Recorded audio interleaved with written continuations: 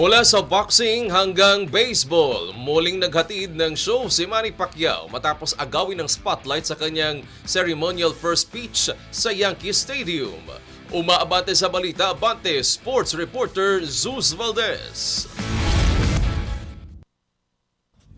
Naging sentro ng atensyon ng 8th Division World Champion na si Manny Pacquiao matapos siyang maghulog ng ceremonial first pitch sa laro ng New York Yankees sa Oakland Athletics sa Yankee Stadium. Gamit ang kanyang signature left hand, ipinakita ni Pacquiao ang kanyang pamilyar na galaw na umani ng palakpakan mula sa libu-libong manonood habang maayos namang nasalo ng catcher na si JC Escara.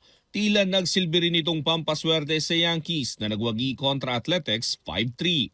Ibinahagi ni Pacquiao na bago pa man siya sumikat sa boxing, baseball ang isa sa mga unang sport na kanyang kinahiligan.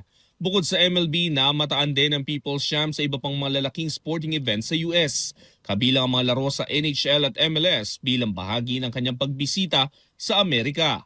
Sa kabila nito, binigyang din ni Pacquiao na tuloy-tuloy na ang inaabangang rematch nila ni Floyd Mayweather Jr. sa darating na Setyembre matapos mapirmahan ng kontrata at maisagawa ang mga pangunahing hakbang para sa laban. Bilang pagkilala sa kanyang global influence, pinarangalan din siya ng LA Galaxy ng sarili niyang jersey na may numerong 17, patunay na nananatiling malakas ang suporta kay Pacquiao sa iba't ibang larangan ng sports. Ako si Zeus Valdez. Abante!